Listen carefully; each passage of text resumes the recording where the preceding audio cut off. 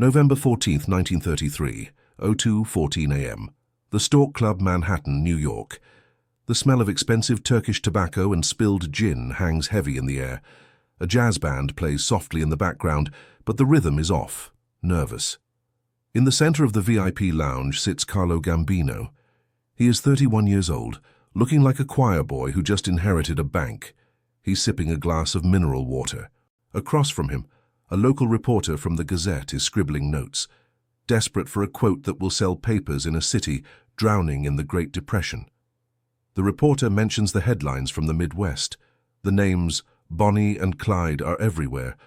Outlaws, folk heroes, the Robin Hoods of the Dust Bowl. Gambino doesn't smile. He leans forward, his dark eyes reflecting the dim amber light of the chandelier. He taps a ringed finger on the mahogany table.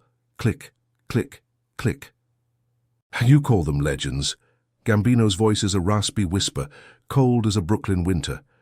They are nothing but starving children with stolen toys. They rob gas stations and sleep in dirt. In New York, we don't rob for lunch money. We own the bakeries, the flour, and the men who sell the bread. Those two, they are a mess that needs to be cleaned. They aren't outlaws. They're a bad joke, told by people who've never seen real power. The room goes silent. The insult is calculated. It's a declaration of war from the old world to the new chaos. Gambino knows the reach of the press. He knows this will travel south. He knows that pride is the only thing faster than a bullet. 6 months earlier. To understand how we reached this bloodbath, you have to understand the hierarchy. The mafia was a machine. Bonnie and Clyde were a wildfire. When a machine meets a wildfire, one of them has to be extinguished. Gambino wasn't just insulting two bank robbers. He was signaling to the commission that the unrefined elements of the American underworld were bad for business. But pride has a price. By dawn, the quote was on the wire. By the following evening, it would reach a dusty hideout in Missouri. The fuse was lit. Nobody knew it yet, but the clock had just started ticking for 12 men who didn't know they were already dead. November 16th, 1933, 11:30 p.m., a dilapidated farmhouse near Joplin, Missouri. Clyde Barrow throws the newspaper onto a grease-stained wooden table. The headline screams, "New York Mafia Boss Calls Barrow Gang Starving Children." The air in the room is thick with the scent of gun oil and cheap whiskey. Bonnie Parker is sitting on a crate smoking a Camel cigarette, her eyes squinting through the haze. She sees the way Clyde's jaw tightens. Clyde isn't a strategist. He's a nerve ending. He lives on adrenaline and the myth of his own invincibility. "A bad joke?" Clyde mutters, his voice cracking with a manic edge. "This greaseball in a tuxedo thinks we're small time because we don't wear silk ties." Clyde looks at his brother, Buck, and the rest of the crew. In their world, reputation is the only currency they have left. If the public starts seeing them as starving children instead of public enemies, the fear that protects them evaporates. "New York is a long way, Clyde," Bonnie says, her voice low, cautionary. She's the poet of the group, the one who sees the tragedy before it happens. That's Gambino territory. They don't play by the same rules. They have judges. They have the police in their pockets. Clyde doesn't care about judges. He cares about the sting of the insult. He decides right then that the Barrow Gang needs to prove they can bleed the big men just as easily as they bleed the local sheriffs. He knows a Gambino shipment of bootlegged Canadian whiskey is moving through Illinois. A high-value target, a message. The decision is made. It's a tactical nightmare born of pure ego. They weren't just robbing a truck. They were robbing the dignity of the 5 families. The consequence? The mafia doesn't call the police. They call the cleaners. Clyde grabs his Browning automatic rifle. Let's see how his silk ties look covered in Missouri mud. November 18th, 1933, 03:01 a.m. Route 66, outside of Springfield, Illinois. The fog is so thick you can't see your own hand in front of your face. 2 heavy black trucks, loaded with crates of illegal spirits, rumble down the asphalt. These aren't independent bootleggers. These are Gambino's men, led by a stone-faced enforcer named Vinny the Butcher Scalise. Suddenly, a Ford V8 screams out of a side road, tires screeching, cutting off the lead truck. Crash. The sound of metal on metal echoes through the empty plains. Vinny kicks his door open, reaching for his Thompson submachine gun, but he's too slow. A hail of .30-06 rounds from Clyde's bar shreds the windshield of the truck. The scene is chaotic. The smell of gasoline and pine trees is replaced by the metallic tang of blood and burnt powder. Vinny's driver is dead before he can scream. "Out of the truck, now!"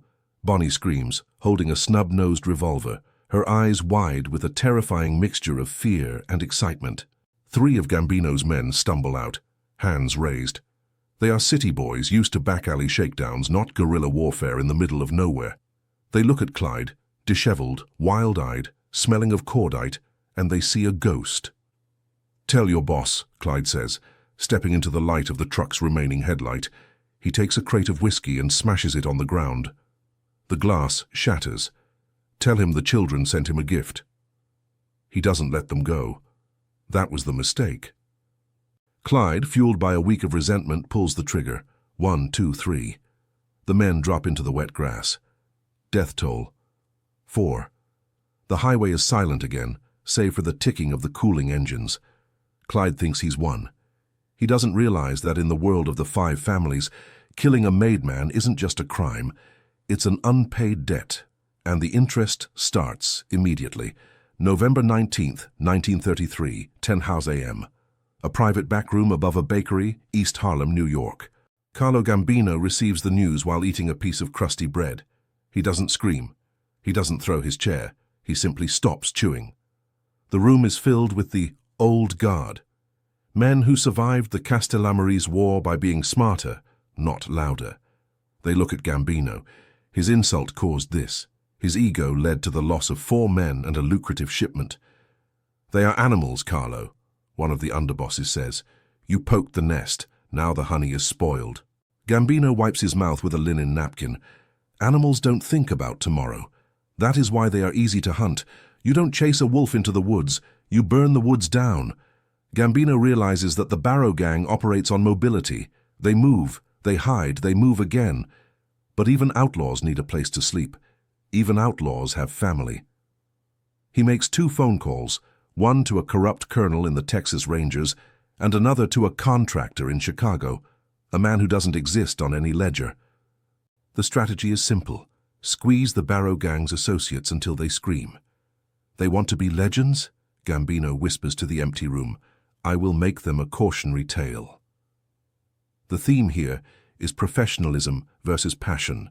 Clyde is acting on emotion. Gambino is acting on mathematics. He starts calculating the cost of the Barrow Gang's lives. He realizes that to catch a ghost, you have to take away its graveyard. The first casualty of this new strategy isn't a gunman. It's a cousin in Dallas who once gave Bonnie a place to stay. November 20th, 1933, 040 p.m., a barbershop in West Dallas, Texas. The heat is oppressive. Dust hangs in the air like a shroud. Joe Palmer, a fringe associate of the Barrow Gang, is leaning back in a barber chair, a hot towel over his face. The bell over the door rings. 2 men in dark wool suits enter. They don't belong in Texas. They look like they were carved out of New York granite. "Joe," one of them says. The voice is calm, but it carries the weight of a coffin lid. Joe pulls the towel back. He sees the glint of a silencer. "I don't know where they are, I swear." "We didn't ask where they are," the hitman says. "We're just here to remind you that New York has a very long reach." The hitmen don't kill Joe, not yet. They break his hands. The sound of bones, snapping, crack, mingles with the sound of a passing freight train. They leave him with a message. Anyone who helps the Barrows dies. No exceptions, no mercy. By sunset, word spreads through the underworld grapevine. The protection Bonnie and Clyde enjoyed from the local populace, the people who saw them as heroes, starts to crumble. Fear of the law is one thing. Fear of the mafia is a different animal entirely. The mafia doesn't give you a trial. In a cheap motel in Oklahoma, Bonnie watches the window. She notices that the local contact who was supposed to bring them food hasn't shown up. The silence of the plane starts to feel like a noose. "Clyde," she says, her voice trembling. Nobody's answering the phone. The Barrow Gang is becoming isolated. The effeito lenda is being replaced by the effeito peste, the plague effect. Nobody wants to be near them. The hunt is no longer about the police, it's about the shadows. November 21st, 1933, 09 p.m., a rainy alleyway in Kansas City. The Gambino contractor, a man known only as the Tailor, meets with a disgruntled former member of the gang. Money is exchanged, more money than a farmer could make in a lifetime. The Tailor isn't interested in a shootout. He wants a location, a predictable habit. He learns that Clyde always stops at a specific roadside diner near the Louisiana border when he's running low on supplies. Meanwhile, Gambino is back in New York, attending an opera. He sits in his private box, perfectly composed. He knows that he has successfully turned the Barrows' own environment against them. He has neutralized their support network through sheer terror. The mistake wasn't the insult, Gambino tells his associate during intermission. The mistake was assuming those two were part of our world. They are just debris, and debris gets swept away. But Clyde, sensing the walls closing in, decides on one last big score to prove he's still the king of the road. He targets a Gambino-linked bank in Chicago. It's a suicide mission, but Clyde is past the point of reason. He's chasing the ghost of his own reputation. The tension is a physical weight. The viewers can feel the impending collision. Clyde walks into the Chicago bank, his eyes bloodshot, his movements erratic. He looks less like a hero and more like a cornered animal. "Everyone on the floor," he screams. But as he reaches for the vault, he notices something. The tellers aren't moving. The customers are too calm. And in the back, a man in a silk tie is watching him with a cold, predatory smile. November 22nd, 1933, 11:15 a.m., the Merchants Trust, Chicago. The customers weren't customers. They were Gambino's Chicago associates, reinforced by outfit gunmen. As soon as Clyde's barrel leveled at the vault, the lobby erupted. It wasn't a robbery. It was an execution floor. Rat-tat-tat-tat. The sound of multiple Thompsons fills the marble hall. Glass shatters like ice. Dust from the stone pillars fills the air. Bonnie, waiting in the getaway car outside, hears the thunder and knows. She grabs her own submachine gun and begins firing into the bank's front windows, trying to create a distraction. Clyde dives behind a marble counter, blood dripping from a graze on his temple. "We gotta go, now!" They manage to scramble out, the Ford V8 roaring to life, lead rain denting the trunk. They escape, but at a terrible cost. Buck Barrow is slumped in the back seat, a massive hole in his chest. Another gang member is dead on the bank floor. Death toll, 6. They are bleeding, they are tired, and they are out of friends. The legend is falling apart. As they speed toward the Missouri border, Bonnie looks at Clyde. He's crying, not from pain, but from the realization that he is outmatched. "They're everywhere, Bonnie," he sobs. "The suits, they're everywhere." The Gambino influence has turned the entire Midwest into a minefield. Every gas station, every diner, every bridge is a potential ambush. Gambino's message is being delivered in lead. The theme of loyalty is tested here. Clyde's loyalty to his ego versus his loyalty to his family's survival. He chose his ego, and now his brother is dying in a back seat that smells like copper and sweat. November 23rd, 1933, 02:01 a.m., a muddy clearing in the Louisiana swamps. Buck Barrow dies in the dirt. No hospital, no priest. Just the sound of crickets and Bonnie's muffled sobs. Clyde digs the grave with his bare hands and a tire iron. The public enemy is covered in mud, his fingernails bleeding. This is the reality of the outlaw life that the movies never show. It's lonely, it's cold, and it's pathetic. Back in New York, Gambino receives a telegram. Debt partially collected. 2 remain. Gambino sips his coffee. He is dissatisfied. Partially isn't a word he likes. He knows that as long as Bonnie and Clyde are alive, they are symbols of defiance against the organized structure of the commission. He decides to finish it. He coordinates with the Texas authorities, giving them the exact coordinates of the Barrows' next move. Information squeezed from a terrified relative who saw what happened to Joe Palmer's hands. "Let the law have the credit," Gambino says. "I just want the silence." This is the ultimate chess move. By using the police as his hitmen, Gambino removes the threat and keeps his own hands legally clean. It's the birth of the modern mafia strategy: manipulation over confrontation. The consequences are trapped so tight that even the fastest Ford V8 can't outrun it. November 24, 1933, 10:00 p.m., a safe house near Gibbsland, Louisiana. Bonnie and Clyde are eating cold cans of beans. They haven't slept in 48 hours. Every rustle of the leaves sounds like a gunshot. "We should have stayed in the south, Clyde," Bonnie whispers. "We should have never looked north." Clyde is cleaning his gun, a mechanical, obsessive movement. That Gambino, he think he's better than us, just because he's got a system. "He is better than us," Bonnie says, her voice dead. "He's still eating dinner at a table. We're eating out of cans in a swamp." The psychological toll is complete. The effeito lenda has reversed. They feel small. They feel like the starving children Gambino described. The insult wasn't just a slur, it was a prophecy. Suddenly, a whistle echoes through the woods, a signal. Clyde jumps up, but he's slow. His joints are stiff from the cold. He sees lights in the distance. Not the law, not yet. It's a black sedan moving slowly like a shark in dark water. A single shot rings out from the woods, hitting their car's radiator. Hiss. The message is clear. We can hit you whenever we want. We are just choosing the time. The Gambino hitters aren't killing them tonight. They are torturing them with the anticipation of death. They want them exhausted for the finale.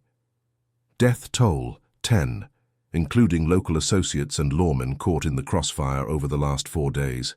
Only 2 left. The names on the headline: November 25th, 1933, 09:15 a.m. A lonely road in Bienville Parish, Louisiana. The sun is bright, painfully so. Bonnie and Clyde are driving the tan Ford V8. They see Ivy Methvin's truck parked on the side of the road. Ivy, a father of one of their associates, is standing there looking nervous. Clyde slows down. It's his last mistake. In the bushes, 6 lawmen, armed with automatic rifles and shotguns provided by the pressure of unseen forces, wait. But behind the lawmen, deeper in the shadows, stands a man in a wool suit. He isn't holding a gun. He's holding a watch. He's the Gambino witness. The ambush is a symphony of violence. 167 rounds are fired in less than 2 minutes. The car is shredded. Bonnie and Clyde never even had a chance to reach for their weapons. The smoke clears. The smell of gunpowder and blood is overwhelming. The lawmen approach the car, but the man in the wool suit is already walking away, disappearing into the woods. 1 week later, New York City. Carlo Gambino is back at the Stork Club. He reads the headline, "Bonnie and Clyde, slain in hail of bullets." He folds the paper neatly. He doesn't celebrate. He just goes back to his mineral water. The world is quiet again. The bad joke has been told, and the audience has stopped laughing. The legend of Bonnie and Clyde would live on in movies, but the streets knew the truth. They didn't die because they were outlaws. They died because they insulted a man who understood that power isn't about how fast you can shoot. It's about who controls the road you're driving on. Gambino won because he played for the century, while the Barrows played for the day.